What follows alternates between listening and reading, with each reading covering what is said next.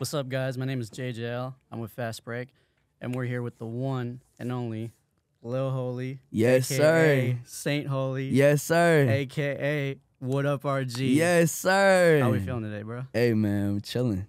Man, it's good to have you. I know we touched base when I was out in Atlanta for the Heavenonearth event. Unfortunately, we didn't get a chance to chop it up too much, so I'm glad that we finally got that opportunity. Had to make go it down, happen. man. So Had to make it welcome. happen. Man, first and foremost, obviously we're gonna touch base on some more like deeper cuts about like your artistry, but for whoever doesn't know who you are, what's like an elevator pitch that you would give? Like, who are you? Yeah. Shoot. What up, RG? I'm a Mexican American artist from Atlanta. Love God.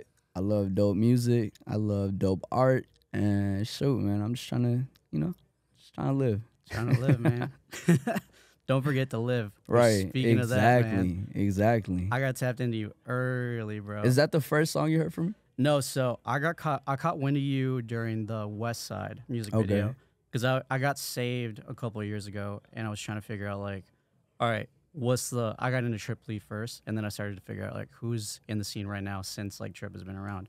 Caught wind of the West Side video when you still had the long hair. Oh my gosh. And then I heard Pleasant Hills. I'm embarrassed, bro. Those outfits were terrible. Nah, bro, the drip is still cold, bro. I gotta be honest with you, it's still cold, bro. But with that being said, man, like your artistry is insane. Like I gotta like give you props for everything that you do, man. Thank you, man. Like as you said, you being a Mexican artist. Like I am Mexican born myself, and the representation that you give, man, like kudos for that, bro. Like you're really bringing up guys like 350, guys like me, guys like A3, and like you're doing an amazing thing, bro. Thank you. So let's take it back from like the beginning, right? Obviously, like Don't Forget to Live, and then Pleasant Hills, and then RAUL. Like when you first started to come up, like who were you listening to? That you were allowed to listen to, because I know that from interviews that I've seen before, like you weren't really allowed to listen to. I was bumping Lecrae heavy.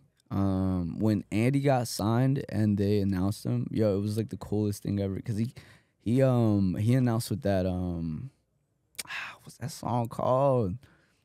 He had that ink so fresh I could smear it. I just saw my name, I already feel it. It's like a bullseye and or whatever. It was incredible, and that was like the coolest thing in the world to me. All of them 116, the gang. And then you ended up being a part of 116, man. Insane, bro. I heard the story about how, Ace caught wind of you, and, like, they ended up pulling up to your house and everything, and then little by little you ended up signing. I think, which record was it that you ended up premiering, like, when you officially signed? I can't forget. I think it was Glow. Glow. It was Glow. Yeah, it was with the music video and everything. I remember with the music video, we introduced Lil Holy. Yeah. Bro, that was the first drop. That's crazy. You taking me back. How did it feel? Because like obviously like it's different when you know about it, like you get the lawyers and everything, and like it's all official. But then when it's actually announced to the world, like take me back to that feeling when it was like now everybody knows this is obviously something. I've seen the pictures of like you with Lecrae when you were at his concert. Yeah. And it's like going from that to the moment where that was posted officially, and everyone gets to know. Unreal. Like, even now, like, when I be texting, like, the homies, or Lecrae and Andy and all of them, sometimes I'm like, dang, man, these are really, like, these are my goats, like, but I try not to trip out, but yeah, man, it's still unreal, man. I feel like I'm just, like, a lucky fan who was able, to have these opportunities and build relationship with, some great people. Like, I think aside from the music, aside from the artistry and everything they've done for us, publicly, like, they're just great people, man. Lecrae, Andy, Trip, Tadashi, all the goats, man. Yeah, and kind of going to like the OGs of this thing, I feel like really you're carving a lane. Like I already mentioned it a little bit for like the Latino community, right? And I feel like in the same light that Lecrae took those L's that he took when he was kind of bridging the gap between like the mainstream and CHH, and he took a lot of flack from people, and people didn't understand, like, yo, he's actually, like, he's taking these L's for us to be able to, like, go, like, transition into mainstream and, like, really bridge the gap. I really feel like when you dropped that RAUL record and you touched base on the things that you touched base on with 4 a.m., I really feel like you did something that hasn't been seen, in, at least personally, right? Because me being like a DACA recipient, me being an immigrant, and I know that there's plenty of other kids there in the church that never had that representation that Mm. you ended up bringing to light. I can't imagine like the flack that you Wow. got to a degree, like speaking on topics that, you know, I know that at the Indie Institute thing, they talked about, you know, there's a side of Christian hip hop that doesn't agree with those types of topics. And Yeah. I can't imagine like the type of flack that you got at the time, but I do want to first commend you for being able to take that step Mm. and breaking those doors down. But second, like, how was that experience for you when you ended up taking that leap of like, yo, like, this is who I am. This is my story. Like, I can't change the fact that this was what happened to me. Like, Yeah. how was that experience and how was the reaction that you felt, whether it was positive or negative? Yeah. That's a heavy question. Yeah, I remember the night, the day that Raul was supposed to come out that morning. Mhm. I couldn't get out of bed. Like I was just like so anxious. I couldn't even like explain it to you. I was just really like I was so nervous. I didn't know what to expect. But I think what brought me comfort was hearing back stories like yours and like people who connected with what I went through and realizing one, like I'm not alone, and two, like I get to be a voice for people who are going through it and they can feel identified and know that they're not alone. And so like I think I think just that mutual I don't even know what it is. It's just like that mutual connection. Right. It made all the other like comments and like the negative stuff that was coming my way, like it made it feel like nothing because it's like, yo, no, I know who I'm speaking to. Right. And I know like this is who I am. I can't change my story. Like I can't rewrite, you know, what happened to me. But hopefully by sharing it I can inspire others and bring hope to others. So yeah, man, it was heavy and it was tough, but definitely worth it. Yeah, Definitely man. worth it. Yeah, and again, I couldn't say thank you enough. And we touched base a little bit on, you know, the public, like more like the fan side of things. But just like there's guys like obviously like 350 is a part of Heaven on Earth, so is A3. There's a lot of other guys coming up that, you know, now that you've broken that door down, like there's room for those guys to be able to step in and, you know, continue that story, you know, because there's your story, but obviously like Aiden and, you know, 350 have theirs. Then there's guys like me, there's other guys in the community that have a story to tell. Just like I'm sure Lecrae has advice for those artists that he was able to break the door down for, specifically for this community. Like, what's something that you could tell us, Yeah. just from your perspective, being like the initial guy to break that door down? Yeah.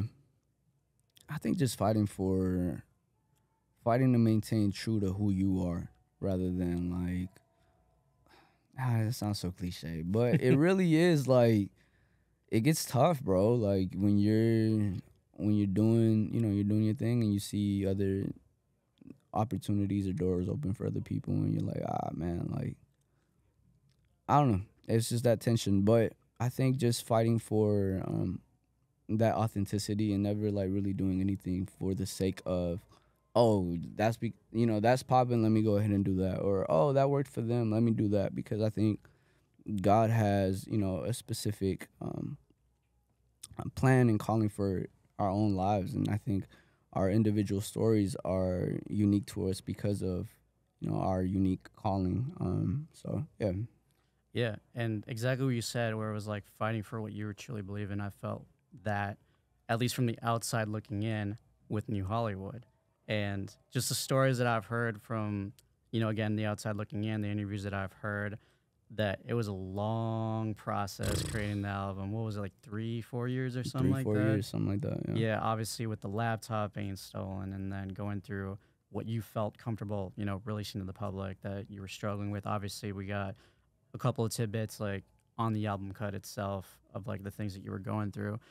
What's like one of the biggest takeaways that you feel comfortable sharing to everybody through that process creating that album? I think really just the healing process. I think that's what I'm gonna take with me forever. Learning how to navigate, my own anxiety, my depression, going through therapy, talking to people, initiating conversations, owning up to things. Like, I don't know, I feel like I grew up with that album. Like, it wasn't just the music, but it was me living out, like what I was going through. And I didn't really like dive deep into like the things I was going through on that album. I try to keep it like, broad, but like, man, it was some real life stuff that I was going through. And I think God used that whole time and that whole experience to like work on my heart and work on, just, work on me. Like the way, I look at who I was before then and I look at where I'm at now and I'm like, man, such a kid. But yeah, I definitely, I think I'll forever take like the growth and like the healing, like understanding that it's a journey and that it's not just like overnight. Like I used to be so like, I was like, damn man, like I just want to be good. I just want to be healthy. And somebody told me like, yo, you don't have to be perfect. You just have to be present. Yeah.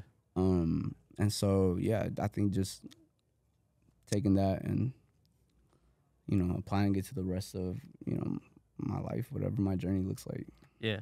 And one thing that I was curious about, just like with everything I've heard, obviously I want to talk about, Heaven on Earth and the stuff that's going on tonight, but I do have one thing that I am curious about in regards to just the creative side of things and like the self-doubt aspect of it. There was an interview that I remember you did with Ruslan a couple of years ago where you mentioned like you would make some records and you'd be like, oh, this is so fire. But then like the next day you'd listen back to it and you'd be like, oh, this is so bad. Oh my gosh. Like, I'm curious, to this day. Does that still happen? And Oh yeah. Like, I don't know, like I feel like whether it's like artists that are bigger, artists that are smaller, like whoever could catch wind of this, like, is there something right now in this present moment that you could say to somebody from the outside and be like, yo, like, you are dope, or like whatever it is, like what could you tell them in regards to that self-doubt? Yeah. That I feel like every artist feels, honestly. I think if you didn't, the thing is like, I would rather like not think I'm that dope and like pursue getting better and being excellent and like, like, oh man, maybe I could have gone harder on that verse, or I could have did this production a little differently. Like, I think having that mindset, call it self-doubt, call it whatever, is better than like blindly thinking you are incredible and you're really not. Like like I think there's a lot of artists and a lot of, actually, let me not talk down on them, but yeah, there's just people who are like like they're just like, they think they are goated, they think they're great, and it's like, oh man, you could use a little self-doubt. No, I'm just kidding. All right. But I think if I could encourage like anybody who's like struggling with it, I think it might just be like a perspective thing. Like, maybe it isn't a bad thing that you want to be better. It isn't a bad thing that you want to outdo what you did in the past. Like, I think it's great, and I think embracing it but not dwelling in it. Yeah. Don't allow it to hinder you from where you want to be. And I've seen that countless times. Like, God Made a Way, I didn't like that song when I made it. Really? Yeah, because I made it in like 30 minutes, and I was like, it's just so like, it felt too easy, And then Craig came in and he told you, man, you need to be more humble or something. What did he say? Yeah, exactly so no, I'm like in the studio and I record it and I'm like, this, I don't know. I'm weird like that. But Ace and Cray like hear it. They're like, in the hallway, they hear it, they come in and they're like losing their minds, like, yo, this is incredible. And the music stops and Cray's like, you need to work on your pride. Oh, your pride, yeah. And I was like, bro, what? He's like, you need to work on your pride because you are too talented. You're too good. And he's like, but God don't like pride. God don't like the prideful. And if you dang, I don't want to butcher what he said. We don't want to misquote. Yeah, Craig, if you're hearing this, Actually, we're not, yo, this is this isn't a direct quote, but what I took from it was really like, yo, like he was affirming that I was dope, but he was like, just don't like attach who you are to like your craft and like what you do and how dope you are. Like, yes, you're dope, but like make sure it's submitted to God. And it and yeah, I mean, he's the GOAT, man. So I took it, and I still think I'm dope, but no, I'm just kidding. but that is important. Yeah, that it was great. It was great. I was like, I don't know. I think I'm gonna take that with me forever. So yeah, it was a dope experience though, because I genuinely didn't like the song, and they were just. It's a great record. No, it's grown on. It's grown on me. Like I love it now, but it must be fun to perform. It's really fun. I think that's what made it. That's what made me like it. Yeah, I love it. It's a different feeling when you get that reaction from the crowd. Yeah, exactly, exactly. Hearing it back too. Yeah, really cool. And like really going back to like really quick with what Lecrae was saying, I think that is super important for anybody and anything that you're into, whether it's music, whether it's like your job, whatever it is. Like, it is really important to remember what we're doing and why we're doing it, and not get so attached to having that be our identity. So I think that's a lesson that's not just important for you, but that's important for like anybody out there, and to remind themselves what the real purpose of this is. It's like what the foundation is, which is Jesus at the end of the day. Now, I don't want to take too much of your time, so I do want to just touch really quickly on Heavenonearth. Nobody was expecting this, bro. No, I was shocked when I heard about it. I was shocked when I heard about the listening party, and everything just felt like it went like this. Yeah. Just real quick. Yeah. The reactions that you've been seeing, man. Obviously you've touched up a lot about, you know, the process of like, yo, we were working on this for a couple of years. Like we did some writing camps and stuff, but what has been the feeling so far since it's been out and you've seen all the reactions, you've heard everybody tell you whatever about it? Even just here, like talking to people, I was talking to, I'm not going to name drop, but there's multiple, you know, influential people, a bunch of OGs and stuff, and all of them like talking highly about the album. It's just been so encouraging, man. I think from the jump, like our thing was to innovate, to come through with the pressure. We kept saying pressure. All these camps were like, yo, we got to come with the pressure. Not in a like competitive sense where we're coming for everybody, but more so like, yo, like we want to set a new standard for what Christian art sounds like, what it looks like, what it feels like, how it's presented, how it's handled. So yeah, man, I'm just happy that it's out, and man, I'm excited for what's next. We got so much music that we're sitting on. So yeah, I don't know, man. I'm encouraged. I'm pumped, man. One question from that interview that I was able to do with you guys that you weren't available at the time, that I do want to know. What was your favorite memory during the creation of the album? I know the guys mentioned the like there's a devil in here story where like you guys did the play and stuff like that, but like is there any other like thing that you that you like remember vividly? That was silly. This was kind of emotional, but when I heard Without You for the first time, like finished, I think the last element was Saul's vocal. They like sampled him, and he's got this it's just he says go, and then they like you know, throw delay, heavy effects and stuff, and he's just like go. So I'm out, I come back, they added that to the song, and they play it for us for the first time. We all hear the finished song for the first time. And I didn't know Sauce was on there. And shout out Sauce. Just hearing the song back, and hearing Saul's voice was beautiful. But that feeling, that first initial feeling hearing the song, and we're all saying like, God, I don't want to, like, I only want to go where you want me to go. Like we're like worshiping, like the song's playing, we're like, oh.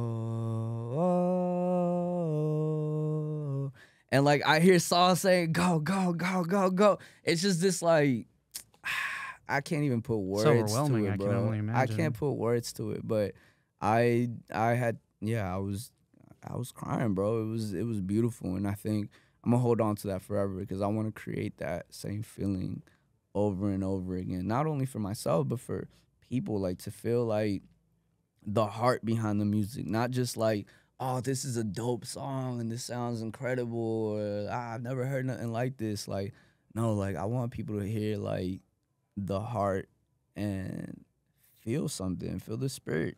So yeah, man, I'm gonna hold on to that forever. Heaven on earth, bro. That's amazing, bro. And I'm excited for what you guys have coming as a collective. As usual, excited to see what you as an artist with your solo career you have coming up. Before we wrap this up, you got to give me that top 3, bro, or the Star Venture cut that we started earlier, bro. My Hero, Demon Slayer, or Attack on Titan. Attack on Titan. Star Venture cut. That's tough, bro. Demon Slayer is so cold. Attack on Titan is goated. But My Hero is my favorite one. So that's start, bench. Careful. It's personal preference. Yeah. You know what? I don't care what nobody says, man. I'm going to start My Hero. I'm going to bench Demon Slayer. Oh, no. Yeah. Enzo's out there somewhere ready to... He loves Attack on Titan. I know. Yeah, no, I'm gonna go with cutting Attack on Titan, man. Because you didn't really grow up with. I'm embarrassed, but I mean that's the options we got. You didn't grow up with like the OG animes like Naruto and like I was DBZ on them or late, anything. bro. I was late. Derek Miner actually put me on a One Punch Man. One Punch Man is crazy. When it first came out, I don't know what year that was, but it was a couple of years ago. It was like 2016, 2015 or something like that. Yeah, something like that. Yeah, he put me onto that, and I was hooked. Like I watched everything from there. But yeah, man, that's my start bench cut, man. All right, I had to get that don't answer. Don't come for me. I had Please to get that don't come for answer. me. I don't know. I just started a fight between you and Enzo, maybe a class. But whatever. Hey, man, as usual, man, I really do appreciate it, man. I'm a huge fan of the music, just like many of us are, man. And I do appreciate the time that you took to talk to us. Course, is there anything else that you have to say about tonight or to the people that you would like them to know? Oh, man. Heaven on Earth on the way. The tour is on the way. Un Dia a la Vez on the way. So much on the way, man. New Spanish? Wait, new Spanish album. I forgot about that, Yeah, bro. I got the Spanish album on the way. Release date? Or do you... Nah, I don't have it yet. I don't have it yet. No, I don't want to pull another New Hollywood. But yeah, a lot of new music on the way. The tour's on the way, and yeah, man, check out all the homies, man. Heaven on Earth, Ecleso, Not Clyde, Romar. 350, Romar, A3. Help me out, bro, because I forget one person every time. Kilowatts, yeah, Kilowatts, Juice, Enzo, Sauce. I feel like that's everybody. That's everybody, right? That should be everyone, yeah. Check out the game, man. We coming in strong. Ace, or not Ace. AC. AC, yeah, AC. Of course, that's MVP. AC. Don't forget your engineers, ladies and gentlemen. They're important too. Yeah. Nah, but I say, man, I don't got nothing crazy to say. Yeah. Chilling. Appreciate you. This is Fazbreak. Whatuprg. It's a pleasure, bro. Thank you so much.